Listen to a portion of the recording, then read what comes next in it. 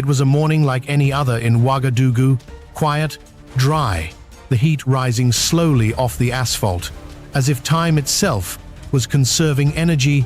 But by 10 o'clock, a press advisory from the presidential office shattered that stillness. Burkina Faso would be submitting a formal legal complaint to the International Criminal Court accusing Donald J. Trump, the sitting president of the United States, of preparing an unlawful military intervention against Venezuela and conspiring to destabilize sovereign nations for resource acquisition. No African nation had ever filed such a charge. Not against America, not in public, not like this. The news reverberated within minutes. Radio broadcasters stammered. Foreign embassies scrambled for confirmation. And somewhere on the tarmac of a military base outside Caracas, U.S. Marines froze mid-drill, unsure whether the operation they were rehearsing had just become a global scandal. But Ibrahim Traoré said nothing more that day. He did not hold a press conference. He did not raise his voice. Because the message had already been delivered, not through threats or alliances, but through law, through courage, and through the weight of truth from a small, landlocked country, refusing to stay silent. And the world, suddenly, could no longer look away. 3 weeks earlier, while much of the world obsessed over the price of lithium and the latest tech summit in Dubai, Ibrahim Traoré sat in a dimly lit command room beneath the presidential compound in Ouagadougou. Watching drone footage from the Caribbean, the grainy feed showed unmistakable shapes, 5 U.S.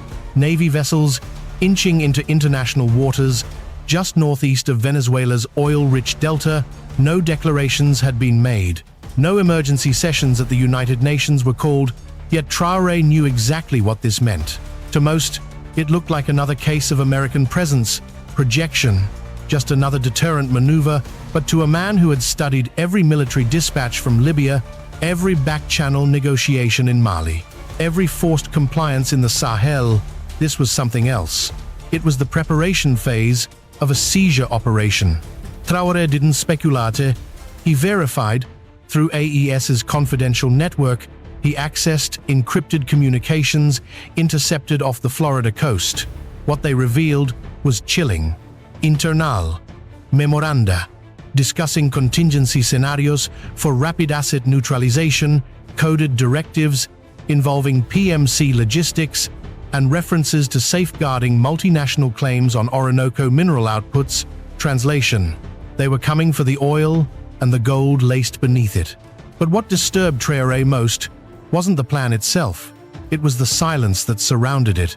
No African leader had spoken up. No Latin American bloc dared to issue a joint rebuke. Not even traditional critics like Tehran or Havana raised their voices. Fear had outpaced outrage. That's when he understood, if Venezuela fell quietly, so would they all, not by bombs, but by the normalization of imperial patterns. The next Orinoco might not be in the Caribbean, it might be in Africa, in the Niger Delta, in eastern Congo, or in the gold belt of Burkina Faso itself. In a private session with his war cabinet, Traoré laid it out plainly. What they do to one of us in silence, they will soon do to all. If no one draws the line, there will be no line left to draw. But this was not the time for rage, nor was it the time for weapons. Not yet. Instead, he gave 2 orders. First, assemble a legal task force of African and Latin American jurists to examine violations of international statutes regarding undeclared military operations near sovereign zones. Second, initiate a covert dialogue with Venezuelan intelligence, not to offer military help, but to exchange proof. The fight would not begin in the battlefield. It would begin in the courtroom of global opinion and end, perhaps, in The Hague. The proof came faster than expected. Within 5 days, Traoré's task force received a trove of satellite data, voice intercepts, and shipping manifests from Venezuelan defense units and AES intelligence agents operating in neutral maritime zones. Among them, a decrypted communication from a U.S.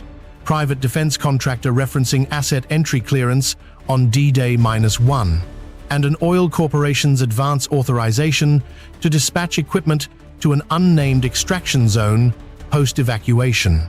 It was no longer theory. It was evidence. Back in Ouagadougou, Traoré convened a midnight meeting, not in the National Palace, but in an unmarked room beneath the archives of the Ministry of Justice. Around the table sat a small, hand-picked group. Constitutional lawyers from Senegal, international jurists from Argentina, a cybersecurity analyst from Mali, and two former UN rapporteurs.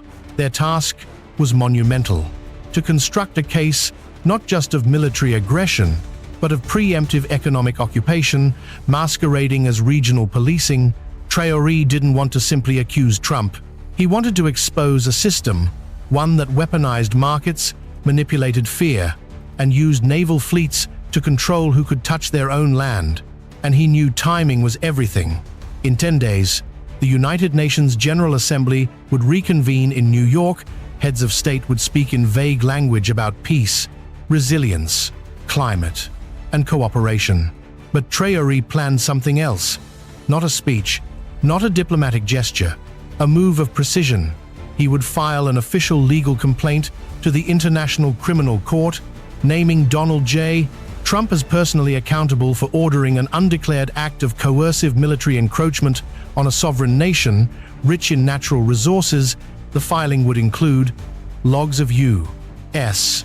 vessel movements cross-referenced with mineral discovery zones, financial contracts revealing pre-authorized corporate exploitation, intercepted orders implying extraction infrastructure was being staged offshore.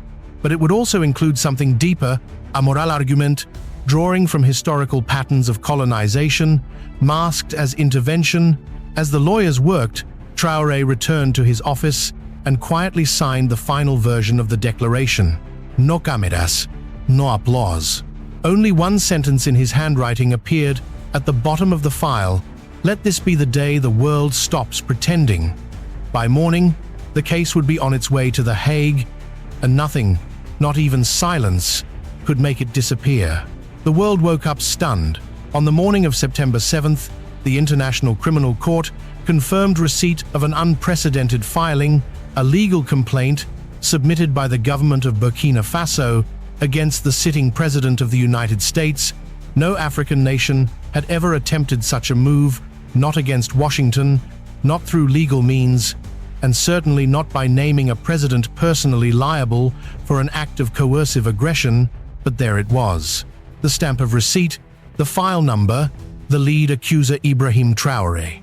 Western media scrambled for explanations.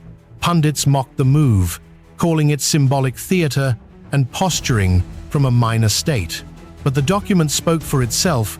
Its language was sharp, its structure precise, and its evidence irrefutable. Within the 62 pages were satellite overlays showing U.S. naval encroachment within contested maritime zones, confidential financial agreements between American corporations and intermediaries in Panama, dated before the presence operation had even begun, internal memos referencing geostrategic justification under energy stabilization doctrine, a phrase lawyers would later argue was code for economic invasion. But it was Traoré's preamble that ignited global reaction, written not in legal jargon, but in sober prose. He declared, "We file this case not out of hatred, nor vengeance, nor political vanity. We file it because silence is complicity, and the time for silence has ended." That line ran in headlines across South America, West Africa, Southeast Asia. In Paris, students projected the quote onto the side of the U.S. Embassy. In Johannesburg, civil society groups staged silent vigils outside Western consulates.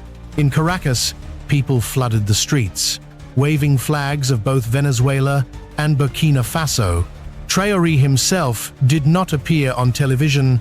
He did not grant interviews. When asked by a Burkinabe journalist why he hadn't spoken publicly since the filing, his press secretary simply said, "The president believes that truth should echo without needing to be shouted." But in Washington, The noise was deafening. Trump called the move an insult, then added, "We've dealt with tougher regimes than Burkina Faso." The U.S. State Department condemned the ICC for entertaining a baseless, hostile attack on American security strategy, yet inside the walls of The Hague, the complaint was now real. It was being translated, it was being reviewed, and in courtrooms built to try generals and dictators, the name of a U.S. president had now been logged by a quiet man from West Africa who dared to say no. At first, the reaction from traditional powers followed a predictable script: deny, diminish, deflect. American media outlets framed the ICC filing as an opportunistic political stunt designed to elevate Traoré's status on the global stage. Several European foreign ministries issued cautious statements defending the freedom of naval operations in international waters, carefully avoiding any mention of Venezuela or the Orinoco Basin. But by the second week, the narrative began to shift. Legal scholars from the Netherlands, Kenya, and Argentina publicly endorsed the core argument of the filing, that military presence near a sovereign nation's resource fields, without UN authorization or mutual agreement, constituted an act of coercive aggression under Article 5 of the Rome Statute. Petitions began circulating within global legal networks. A senior retired judge from the International Court of Justice called the filing the most important legal line in the sand drawn by a global South nation in a generation inside Burkina Faso. Traoré remained composed. He neither celebrated nor retaliated. Instead, he ordered his team to publish the full filing online in 5 languages, along with a simplified explainer for schools and community radios. Within days, villagers in Fada Nguma and students in Accra were reading excerpts from the case not as distant politics, but as a fight for dignity. Meanwhile, in New York, something unexpected occurred. A delegation of small nations, Timor-Leste, Bolivia, Laos, Tanzania, requested an emergency session within a UN subcommittee to examine the legal implications of resource-based militarization. Though symbolic, it marked a turning point. The legitimacy of Traoré's move was no longer in question. It had become a reference point. The United States, increasingly unsettled by the ripple effects, launched a diplomatic counteroffensive. High-level envoys were dispatched across Africa to clarify Washington's regional intentions. Aid packages were fast-tracked, trade incentives were offered, but Traoré had anticipated this. At a closed-door session with young diplomats, he said, "They will come smiling, but behind the smile is the same contract. We do not need to be enemies, but we must stop being obedient." The ICC had not yet ruled. The process would take time, but something deeper had already changed. A precedent had been planted. The world now saw that a leader from the poorest region on Earth could use law not as a shield, but as a spear. And Donald J. Trump, whether he liked it or not, was no longer above that spear's reach. By mid-September, the ripple effects of Traoré's legal strike had evolved into waves. In Berlin, a coalition of legal historians and civil society organizations held a roundtable titled Post-Colonial Justice in the 21st Century, placing Burkina Faso's case at the center of discussion. In São Paulo, university students held mock trials, reenacting the ICC proceedings.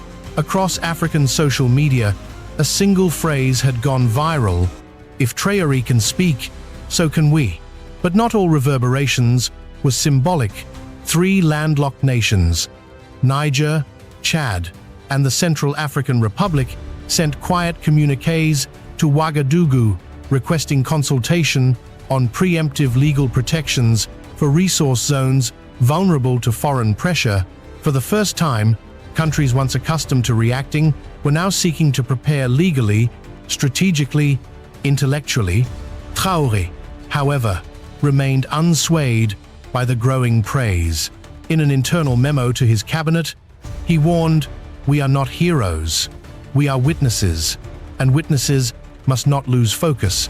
Instead of giving interviews or traveling abroad, he doubled down on domestic priorities. He expanded funding for legal education, ordered the construction of a new institute for international justice in Bobo Dioulasso and approved language translation of the Rome Statute into all major Burkinabe dialects, because for him, this wasn't about one case. It was about building a generation that understood law not as a Western tool, but as a weapon for the sovereign poor. Meanwhile, the White House began to fracture under pressure. Leaks from inside the National Security Council revealed growing concern not about the legal risk itself. The U.S. does not recognize ICC jurisdiction, but about the optics of moral defeat. Global public opinion was shifting, especially in Latin America, Sub-Saharan Africa, and Southeast Asia. For a president who had built his narrative on strength, appearing cornered by a former soldier from a Sahelian republic was politically catastrophic. Advisors urged Trump to strike back publicly, loudly. Hadid, at a campaign-style rally in Texas, he said, "We don't take lectures from some guy running a country with no coastline. Tell him to worry about goats, not geopolitics." The crowd laughed, but the clip was replayed globally, and in the echo chamber of a newly awakened world, the insult did not land as intended. In Ouagadougou, it only confirmed what Traoré had always known. The West still believed it owned the right to define seriousness, but that time had passed. And now, even the deserts were learning how to speak back. What happened next would be remembered not for its volume, but for its velocity. On September 23rd, without prior announcement, Ibrahim Traoré released a single-page open letter addressed not to the United States, nor to Trump, nor to any global body, but to the peoples of the world. The message was handwritten, translated into 27 languages, and broadcast simultaneously across community radios, independent media outlets, and encrypted messaging platforms worldwide. It read, "In part, we do not hate America. We fear silence. We have buried too many voices beneath oil fields and lithium mines, beneath silence disguised as diplomacy. Let the law speak. Let those without power remember that they are not voiceless. The path to dignity begins when we stop waiting for permission to defend it." The simplicity struck like thunder.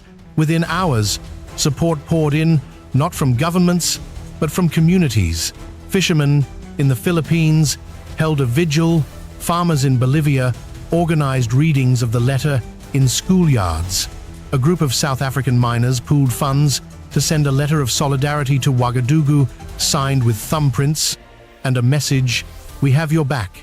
Traoré's decision to frame the struggle not as a political feud, but a moral awakening, had shifted the landscape. This was no longer about U.S. ships or court filings. This was about who gets to draw the line and who gets to speak when it is crossed. Inside the ICC, something unprecedented occurred.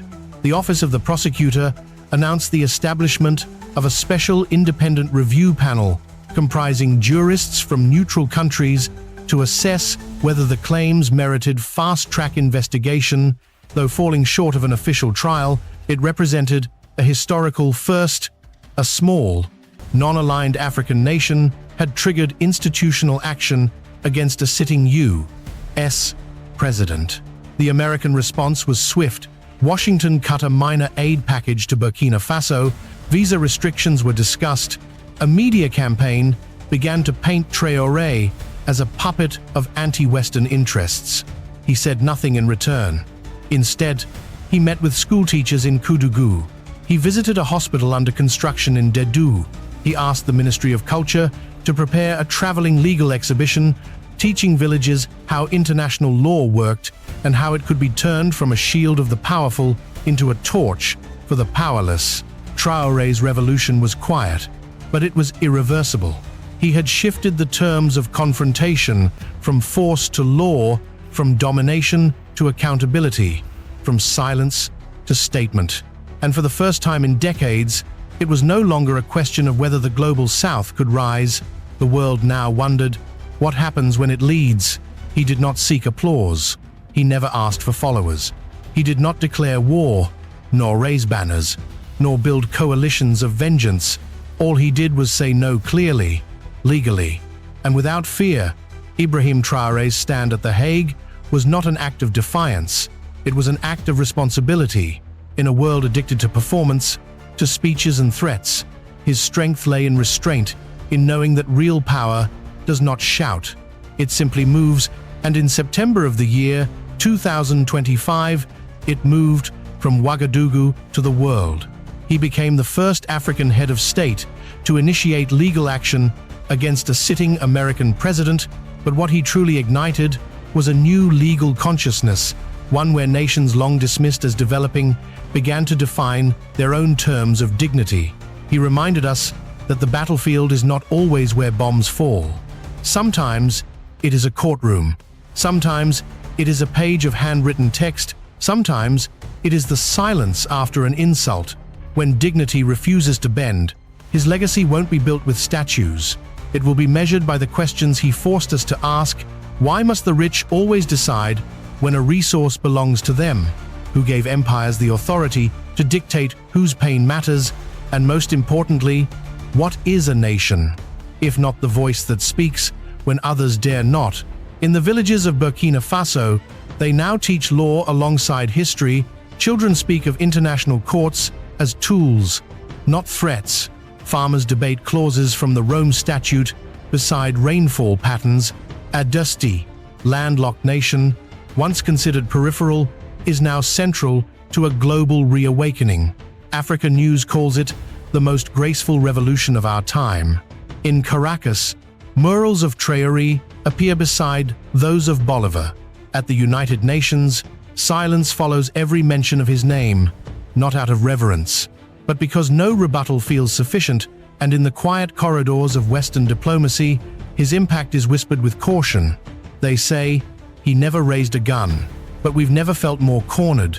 Perhaps that is the true measure of victory, not conquest, but clarity. He did not rewrite history.